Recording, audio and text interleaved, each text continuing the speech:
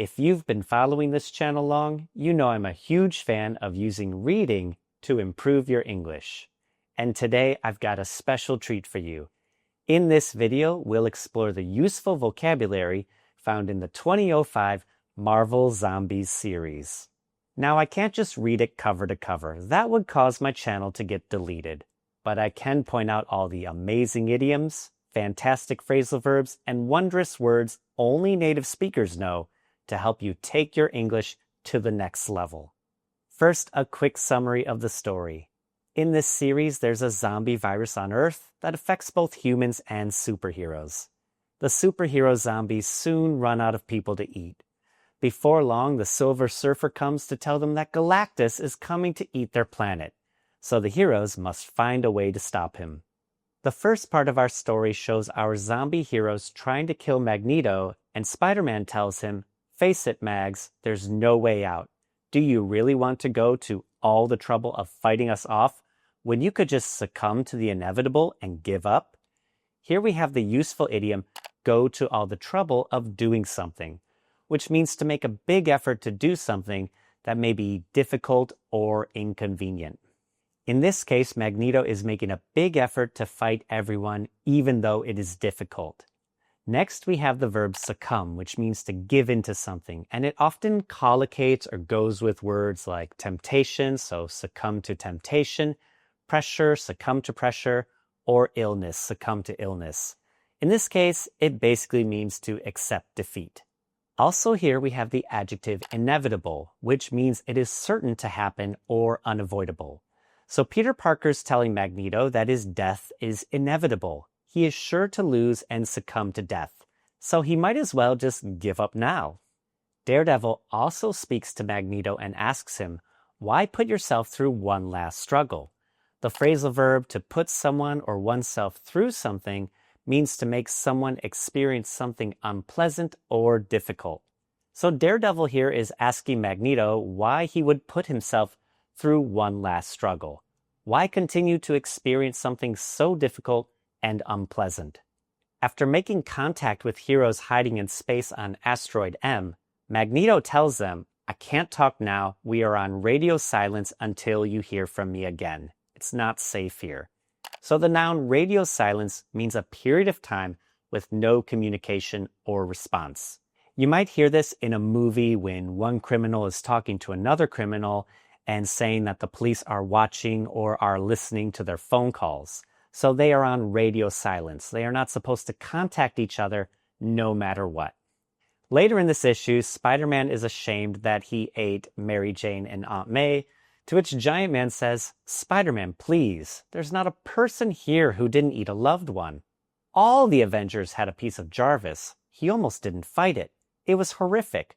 But we only have so long after we eat where our thoughts aren't clouded by the hunger. And I think we've established that there is no food. We should use this time to figure things out."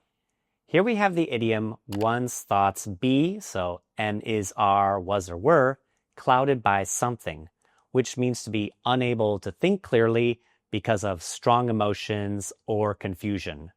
We sometimes say that someone's thoughts are clouded by anger, meaning they are so angry they can't think clearly. In this case, after the heroes eat, they only have a short amount of time where their thoughts aren't clouded by hunger, so they need to act quickly and think of a solution. Next up, when Iron Man meets up with the rest and asks if Magneto got away, Daredevil lies and tells him, no, he didn't. The fight got pretty hairy, a gas line was ruptured, there was an explosion, Magneto's body was burnt up, there was nothing left to eat. So this frame here is an excellent example of why I tell my students to read more. Because maybe you don't know the word ruptured, but you can guess its meaning using the next sentence. And we usually think of the adjective hairy as meaning having a lot of hair. But in informal English, it is used to describe something as being very dangerous, very risky, or very frightening. While thinking of ideas, Daredevil says, if we took a Quinjet, it might look like a rescue mission. People would come out of hiding and try to flag us down. So in this bubble, we have the useful phrasal verb to flag someone down. And this means to signal or wave to someone to stop, usually a driver. So maybe you run out of gas, you get out of your car, and you flag down another driver to take you to the nearest gas station. Daredevil's hoping that they can find food by flying around. People will come out of hiding and flag them down because they'd be thinking that the Avengers had come to help them. But nope, sorry.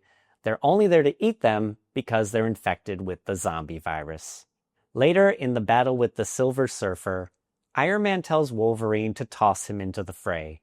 This is a collocation that means to join an intense or chaotic situation. He wants to be tossed into the fray, meaning he wants to join the fight.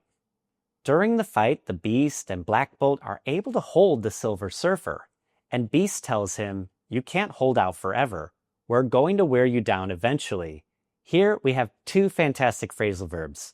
To hold out means to resist or continue despite difficulties or pressure. The Silver Surfer is holding out, but he can't hold out forever. We've also got to wear someone down, which means to gradually or over time weaken someone's strength or determination. So despite his strength and power, eventually all these zombie superheroes are going to be able to wear him down. When Captain America sees Galactus, he says to Giant Man, "Looks like we might have wiped these guys out too soon. It looks like we could have used their help." Here he uses the informal phrasal verb to wipe someone out, which means to completely exhaust or destroy someone.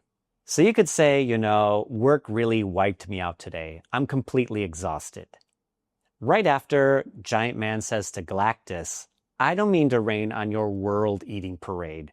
To rain on one's parade is a pretty common idiom, and it means to spoil one's plans or excitement, like literally ruining a parade by making it rain. You use it when you have to say or do something that might take away from someone's happiness or enthusiasm. So Giant Man and the heroes are raining on Galactus's parade. They are the ones who will stop him from eating their planet. While talking about Galactus, Spider-Man says, "This guy seems a bit out of our league." To be out of someone's league means to be too good or impressive for someone to realistically match. You'll hear this a lot in movies where one person, usually a guy, wants to ask a very attractive woman out on a date, and another person will tell him that she's way out of his league. This means basically she's too good for him. Without the help of the Fantastic Four here, Galactus is out of their league. He's sure to win. During the battle, Captain America tells Giant Man, "I'm not sure, Hank. I don't think we're causing him a lick of pain." This idiom is pretty rare and it means any amount of pain. They're not causing Galactus a lick of pain. They aren't hurting him at all. Like I said, this one's pretty rare, but you'll see it from time to time in comic books. About to give up, Peter Parker says, "I'm calling it a day too." This is a very common idiom which means to stop working or end an activity for now. So you're working hard on a project, it's getting late, you might say, "Let's call it a day." So you stop the work and continue tomorrow. Getting away from the battle, Giant Man tells the others, "I think you'll all agree, desperate times call for desperate measures." This is a very common idiom, especially in action movies and dramatic situations. It means that in extreme or difficult situations, it's acceptable or even necessary to take extreme actions that you normally wouldn't take.